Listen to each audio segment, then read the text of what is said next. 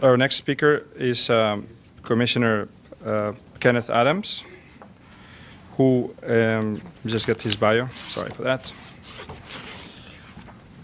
Maybe you can introduce yourself, Kenneth, everyone. But we're very pleased to have you here with us, and maybe you can, polish your Spanish by. He admitted that he's spent 5 years in Spain, and he needs no introduction. Okay, so thanks. He doesn't want one. Javier, thank you very much. Good morning, everyone. As Javier was saying, I'm the Commissioner of the Department of Economic Development for New York State.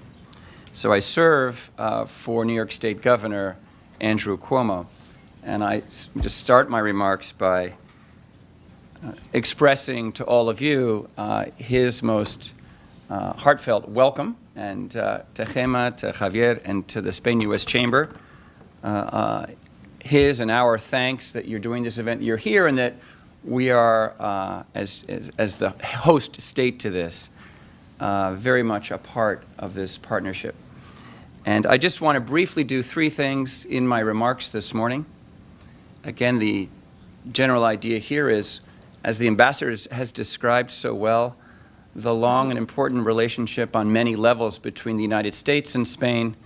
I try to do that in my humble and limited way with respect to the long and important relationship between New York State and Spain. And again, thank you to Gema. I guess 2 years ago, Yadro's loss was the Spain-U.S. Chamber's gain in recruiting you to run this organization.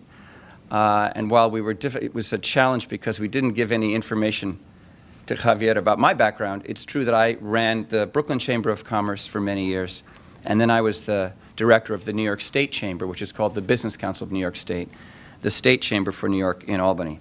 So please pay your dues on time to Gema, all of you chamber members. Please also recruit new members, because with 400 members that you have today in the chamber, that's only the beginning. And do all you can to support the great work of this organization. And understand that for us in New York State government, and I'll speak a little bit about this in a moment, our ability to have a partnership for economic ties with Spanish companies runs through the chamber, as it does through other bilateral chambers that we may work with countries that don't really matter for our discussion today. Today is all about Spain, the U.S., and from my point of view, New York. It's been mentioned, and this is also a way to recognize important members of the Spain-U.S. Chamber, that already so many global companies from Spain have planted deep roots in the U.S. and indeed in New York State. And I describe that from, again, my New York State or New York City perspective. I live in Brooklyn, in the following way. If you're anywhere in upstate New York and you turn on the lights, your power is provided by Iberdrola, the great company led by Ignacio Galan. Governor Cuomo and I had a great meeting this past fall with Mr. Galan about Iberdrola's role and increasing investments in New York State. If you leave this event later and go by the New York Post at a newsstand in Times Square, that newsstand was built and maintained by Cemusa, that has the contract for all of the street furniture provided by the Bloomberg administration for the next 20 years in New York City. In a few years, by 2018, 2019, many of you, well, those of you who live on Long Island or Queens, will travel through the new East Side Access Tunnel, a remarkable piece of underground and underwater engineering being built, of course, by Dragados. It's a multi-year project. If you have not gone to the Dragados or the MTA website in a while, look at the progress of that incredible project that will link the Long Island Railroad from Long Island and Queens to Grand Central Station through a tunnel being built. It's just a huge, huge project underneath Manhattan as we speak right now, and underneath Grand Central. So you'd be in a tunnel built by Dragados, and actually many other important infrastructure projects in New York State include Dragados and other great Spanish engineering firms, which reminds me that next week, on the 15th of May, 2 U.S. presidents, 3 governors, 3 mayors will inaugurate the 9/11 Memorial Museum, May 15th. And when all of the people are there for that incredible event, they will no doubt see the unbelievable work of Santiago Calatrava and the Calatrava station that's being constructed at the site. So in so many different ways, all across the state and the city, we feel and see and appreciate these investments and this great work by these Spanish companies that we're so pleased that they're here. And on a more personal note, this afternoon when my mother, who's over 80 and lives in Brooklyn, goes to the bank, you know this, where will she take her little red bank card to? Banco Santander. You know, in a cultural realm, and this is absolutely even more personal and not in my prepared remarks, my colleague Jacob is going to say, what did you do that for? Just last year, my wife and I were able to attend the U.S. premiere of the great, young, wonderful Spanish singer, La Chica, down in Greenwich Village. I did not make Estrella Morente, who was here a few weeks ago, as you know. But those events are part of this connection as well, the great cultural influence and partnerships that we have. Now, the more formal part of my remarks really go to introducing you, for those for whom this might be new, and reminding the rest of you about the opportunities for expansion and investment by Spanish companies in New York State. And there are three quick points that I want to make in this regard. The first, and I have to do this all the time, even though I am a New York City resident and my office is here, is to remind you that you may be in New York City, indeed you are, but you're also in New York State. And New York State offers tremendous opportunities for many Western European companies and indeed Spanish companies. And I say that again as a reminder. You know, the state, and the Minister and I were talking about this, New York State's economy, its gross state product is $1.2 trillion. It's spread across 62 counties, 19 million people, 500,000 payroll employers, a workforce of about 7.5 million people. This is a very big economy. It is second in most metrics to California, but California is sort of a free and independent state. That's California. So the New York economy is a big economy, and it offers advantages. And again, point here is to remind you all that that economy is more than the great economic engine of New York City. And the upstate regions, the North Country, Western New York, Syracuse, Rome, Utica, Albany, Buffalo, Long Island, indeed, offer opportunities across a variety of sectors for expansion and investment. And we're seeing that more and more, the sort of pattern of successful companies from mature economies who have exploited or sort of saturated their home markets, looking to get, and this is important for small and mid-sized firms, who are looking to get a toehold in the United States and plant their roots, for example, in the northeastern part of this country to gain access to markets like this most powerful regional consumer market in the world here in New York City. Upstate New York is a great platform or foundation on which to land to take advantage of those markets.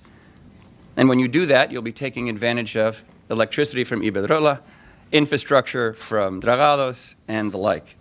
And of course, banking services from Santander, it goes without saying. The second point with respect to the opportunity in the New York State economy is to let you all know that under Governor Cuomo's leadership, we take these opportunities very seriously, and we're very active and aggressive in supporting foreign investment in New York. Overall, last year in 2013, we supported through tax credits, grants, and loans hundreds of deals, different projects, too many to name. But the total commitment that we made from our state economy, from our state treasury, was over $1 billion in 12 months, in the form mostly of a fully refundable tax credit called Excelsior, but also in the form of infrastructure investments, energy investments, whatever these companies needed to invest their capital and create jobs in New York State.